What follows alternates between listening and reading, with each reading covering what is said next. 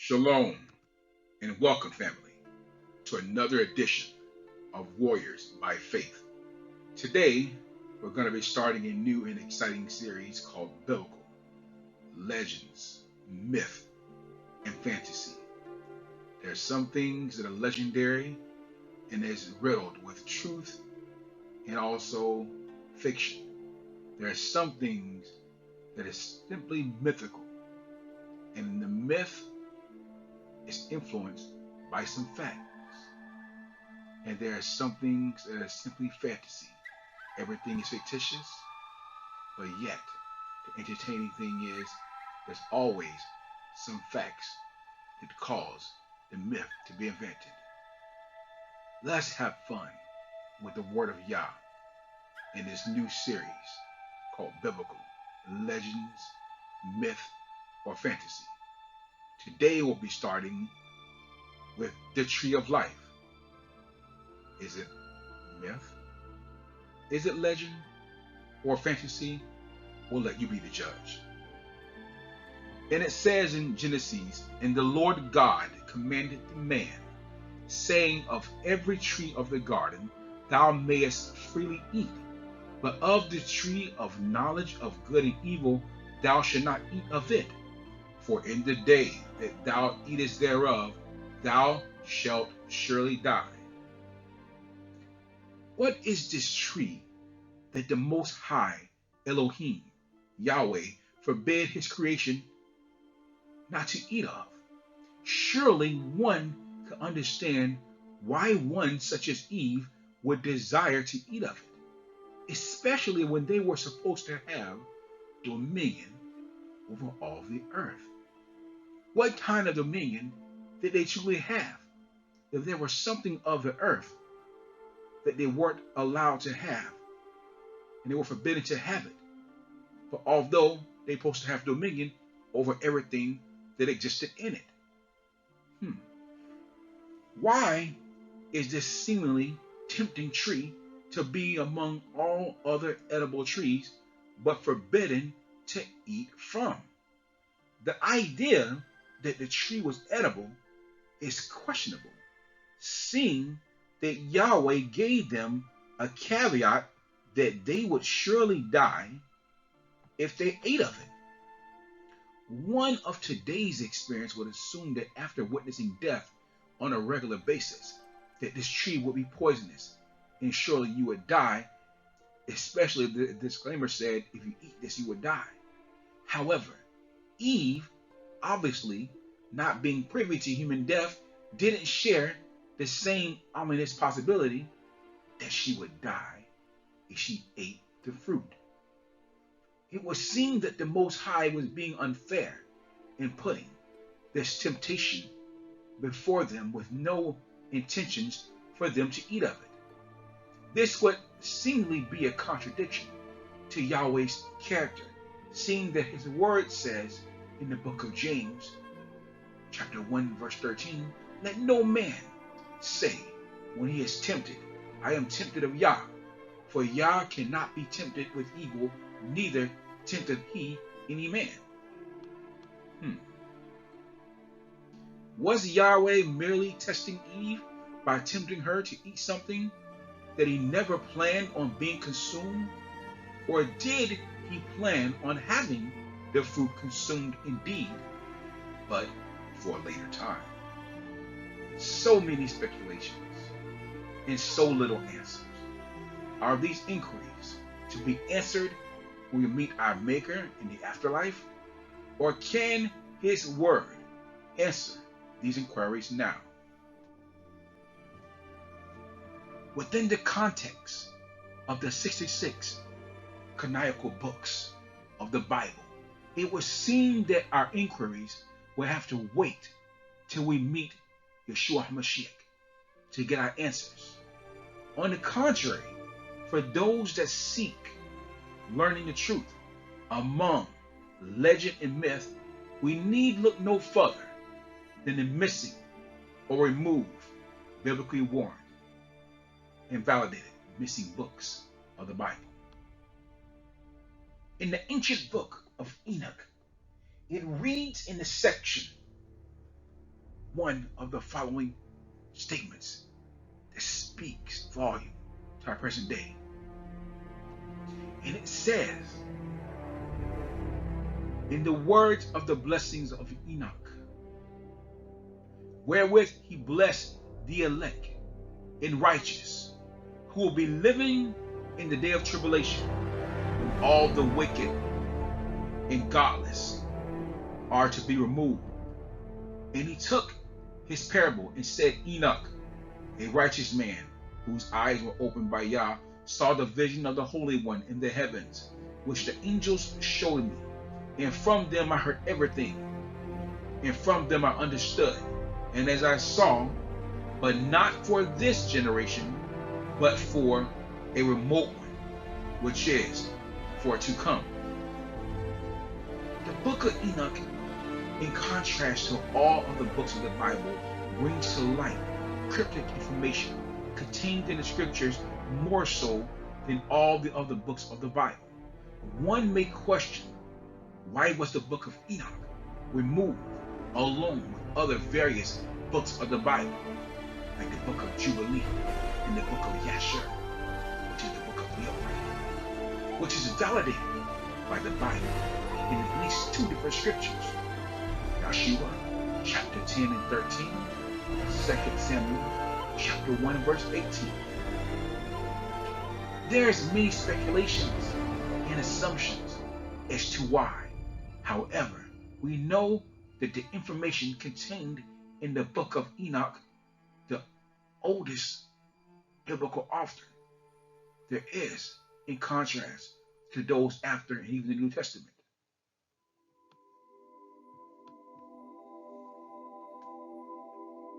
We know that the information in the book of Enoch was not meant for its current generation, but it was meant for a future generation, a remote generation. The information in the book of Enoch relates to our current times, and ironically, it surfaces for such a time as this. In the book of Enoch, despite being discovered after the gospel, contains information that existed long before any other biblical authors. In chapter 24, a mysterious tree is mentioned. In chapter 24 of Enoch, and it reads, I went from thence to another place and saw a mountain of fire flashing both by day and night. I proceeded towards it and perceived 7 splendid mountains, which were all different from each other. Their stones were brilliant and beautiful. All were brilliant and splendid to behold, and beautiful was their surface. 3 mountains were toward the east and strengthened by being placed one upon another.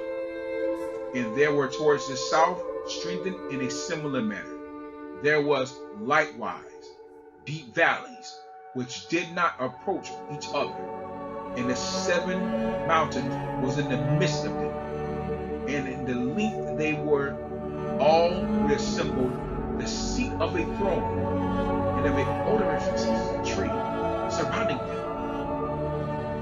Among these there was a tree of unceasing smell, nor of those which were in Eden was there one of all that fragrant trees which smelt like this.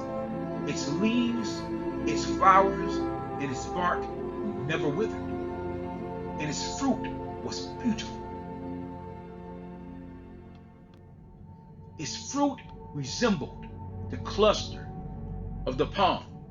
I exclaimed, behold, this tree is goodly in aspect, pleasing in its leaf, and the sight of its fruit is delightful to the eye. Then Michael, one of the holy and glorious angels who were with me, and the one who presided over them, answered and said, Enoch, why dost thou inquire respecting the odor of this tree? Why art thou inquisitive to know it? Then Enoch replied to him and said concerning, I am desirous of instruction, but particularly concerning this tree. He answered me, saying that the mountain which thou beholdest, the extent of whose head resembles the seat of the Lord, will be the seat on which shall sit the holy and great Lord of glory, the everlasting King, when he shall come and descend to visit the earth with goodness. And that tree of an agreeable smell, not one of carnal odor, there shall be no power to touch until the period of the great judgment, when all shall be punished and consumed forever. This shall be bestowed on the righteous and humble. The fruit of this tree shall be given to the elect, for towards the north life shall be planted in the holy place, towards the habitation of the everlasting King. Then they shall greatly rejoice and exult in the Holy One. The sweet odor shall enter into their bones, and they shall live a long life on the earth, as thy forefathers have lived. Neither in their days shall sorrow, distress, trouble, and punishment afflict them. And I bless the Lord of glory, the everlasting King, because he has prepared this tree for the saints, formed it, and declared that he will give it to them. Now, according to the book of Enoch, Yahweh never intended for the tree to merely sit as temptation, for our God does not tempt anyone.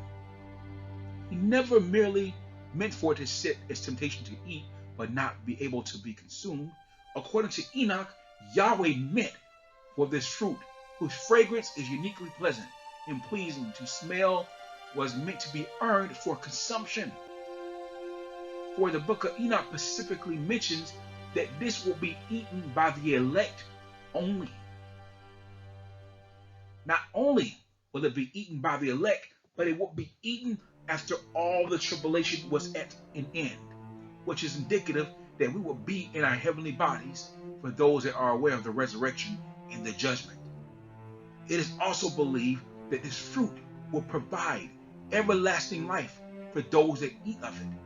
Now, one would merely dismiss this story because the book of Enoch isn't considered canon. However, the Bible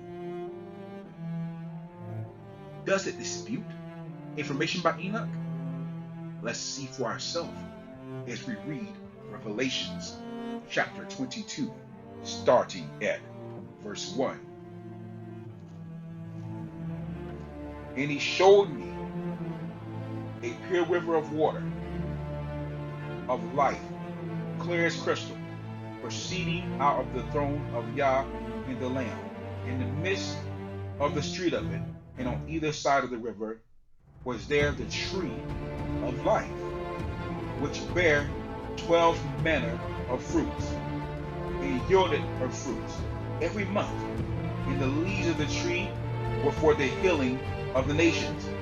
And there shall be no more curse, but the throne of Yah and the Lamb shall be in it, and his servants shall serve him. And they shall see his face, and his name shall be in their foreheads. And there shall be no light there, and there need no candle, neither light of the sun, for the Lord God giveth them light, and there shall reign forever and ever. And he said unto me, these sayings are faithful and true. And the Lord God Yah of the holy prophets sent his angels to show unto his servants the things which must shortly be done. Behold, I come quickly. Blessed is he that keepeth the saying of prophecies of this book. And I, John, saw these things and heard them. And when I had heard and seen, I fell down to worship before the feet of the angel which showed me these things. Then said unto me, see that thou do it not, for I am thy fellow servant, and of thy brethren the prophets, and of them which keep the sayings of this book. Worship Yah. And he said unto me, seal not the sayings of the prophecies of this book, for the time is at hand. He that is unjust, let him be unjust still. And he which is filthy, let him be filthy still. And he that is righteous, let him be righteous still. And he that is holy, let him be holy still. And behold, I come quickly, and my reward is with me, to give every man according to his work shall be. I am the Alpha, Omega, the beginning and the end, the first and the last. Blessed are they that do his commandments, that they may have the right to the tree of life, it may enter in through the gates into the city. Surprisingly, thousands of years and generations of years later, John the Revelator writes about the mysterious tree, as did Moshe and Enoch and his Hebrew predecessors. John refers to this tree as the tree of life. And this tree uniquely produces fruit every month in 12 different kinds of fruit, indicative of the 12 tribes of Israel. Now, if you are wondering how to obtain this fruit, which provides perpetual life to those that are allowed to consume it, then don't look for the sinner's prayer. For it is written that those that do his commandments are the only ones to eat of the tree and enter the gates of the city. That's all I have today, family. Warriors, stay tuned for another episode of Biblical Legends, Myths, and Fantasy. God bless you. Love you all. Shalom.